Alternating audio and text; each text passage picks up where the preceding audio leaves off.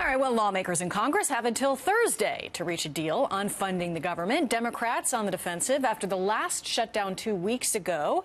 Here to weigh in, Tony Katz, Indianapolis-based radio host. Thank you for joining me here today, Tony. It seems like, we just keep discussing it, and that's because we keep seeing these CRs, these short-term funding measures being taken. And here we are again on the cusp of that happening one more time. I mean, is it a strange world that we live in where just keeping the government open can be seen as some sort of political victory in a sense? I think it's just a strange world that we live in, period. But we've seen this before. Unfortunately, we're in it now. The real question is, what are our priorities? And the division between Republican and Democrats on the priorities. What are dollars? How do they get spent? Where do they get spent? Do they get spent at all? That is a chasm that has yet to be in any way put together. But I expect a continuing resolution to happen. I don't know how long it's going to go. I don't know if they're going to get it to March 5th or to that March 22nd. We're going to see, but I do expect them just to go along to get along because they don't have a DACA deal in place yet. They got to do something, but it's not a solution. It's not an answer. Yeah. The shutdown didn't seem to go well for Democrats the last time around, but now we're hearing, in essence, that potentially Republicans could be causing some challenges here. The House Freedom Caucus threatening a vote. What they would really like to see is some consistency, long-term consistency, so that the military, the Pentagon can plan. Would they actually be willing to shut the government down over that, considering we just saw how unpopular that was for the Democrats so recently? Yeah, but the Freedom Caucus has an interesting point regarding sequester, which President Trump brought up in the State of the Union, and the condition of our military right now. Secretary Mattis and Secretary Tillerson both said we need to increase that military spending. We've got planes that are unable to fly. We've got a Navy that has an issue with training and getting some ships out and ready to go. You have more and more issues with Russia. That Su-27 fighter jet coming in front of that signals intelligence plane. That's a real issue, and these things have to be dealt with.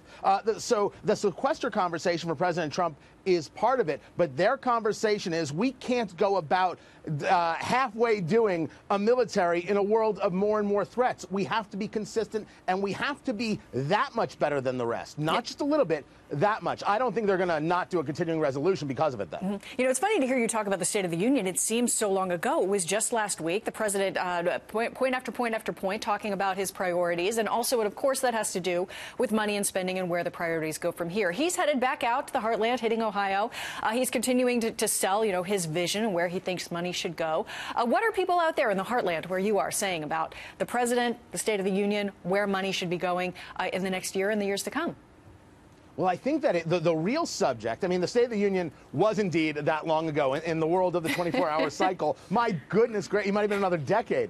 But what they're really at, the whole thing about continuing resolutions isn't going to affect Republicans because the tax cuts are so abusing the Democrats. Here in Indiana, Joe Donnelly has a mountain in front of him. In Ohio, you're talking about Sherrod Brown. There are massive issues that are going on there. Missouri, Claire McCaskill. The tax cuts are working. We're seeing the money coming back in. We're seeing people get larger paychecks, and that's the end of the ball game. So they can try and talk about getting that further budget deal. They need to come to the table on it. But the thing they can't get out from under is the tax cuts. And President Trump gets to say, see, I know what I'm talking about when it comes to the economy. Trust me on this and get me more help in 2018. Yeah, you're so much fun to talk to because you are out there and you get a chance to listen and talk to people. One of the other big issues is, of course, DACA, the Dreamers. The president's been critical of the Democrats, saying they're not, getting enough done on this issue, and he wants to see the compromise. He's laid it out there. He wants the wall. Where will that actually go? Will we see something happen, and will we see it potentially by March when the DACA deadline comes up? I'm going to say no to both. You won't see it before the budget deadline there on Thursday. I don't think you see it before March 5th. But for the Democrats, their entire world is no wall. And they don't understand how important the wall is for President Trump. This is symbolism. This is a guy who's a builder. He builds monuments to himself. And I'm not trying to say that rudely. These are the facts. His name in gold. The wall is a monument. It is Trump's wall. And if you think he's going to somehow give on that, it's like you haven't been watching for the past 2 years. It'll be an interesting week, and March will be interesting as well. Tony Katz, it was a joy to talk to you today. Thanks for joining us. Always a pleasure.